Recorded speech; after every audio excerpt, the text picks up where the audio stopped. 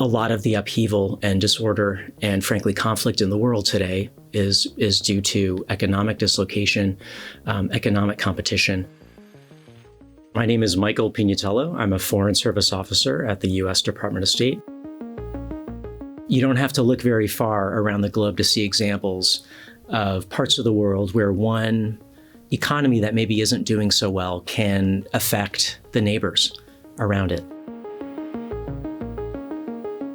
And this is why our approach to diplomacy isn't just country to country. It's also to work with regions, with regional groupings, with international organizations who can all have a voice and work together to solve whatever problem is being faced. The United States has always been a firm believer in creating a set of international rules. This is a structure, a framework for the world to come together and discuss peacefully our differences. A lot of those differences are economic. How should we work together? How should companies compete across borders? What is considered fair treatment of a foreign investor in another country? We firmly believe that it's important to have ground rules that everyone can agree on, and we can work through those to achieve more prosperity for everybody. And that's really the goal. A lot of what the rest of the world wants from the United States is understanding how they can access the US market, how they can benefit from US ingenuity and innovation, how they can access US universities and investment, and our financial system.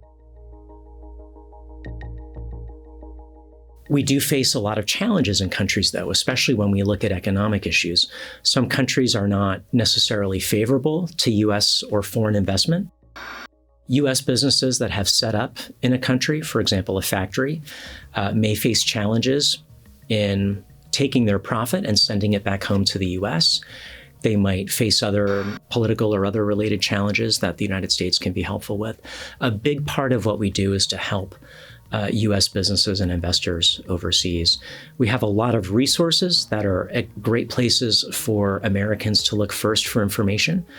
Those are the commercial guides, which are available through the State Department and the Department of Commerce websites, as well as US Embassy websites around the world, as well as the investment climate statements, which are also available on the State Department and Commerce websites.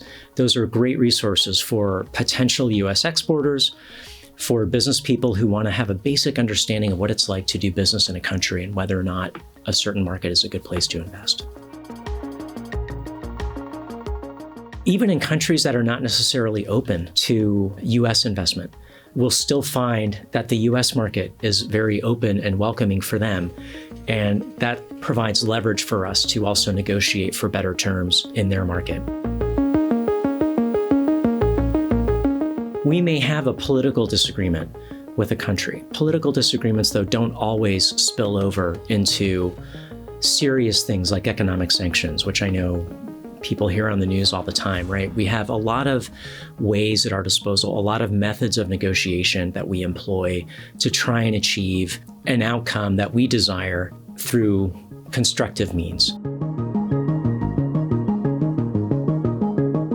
What are the challenges that we need to overcome in a relationship with a partner country? We need to understand what the government and the people there want or what they need.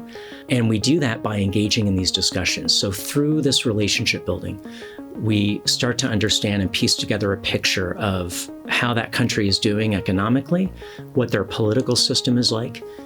In some cases, how stable are they? Do they have very distinct or unique development needs?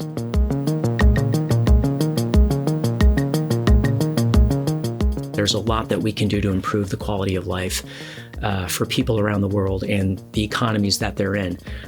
Ultimately, if a country can become more self-sufficient, have a stronger economy, use their resources more wisely, with the help of us and our other partners around the world, including international organizations like the UN, then ultimately we believe their people will be better off. And that's what we're driving toward.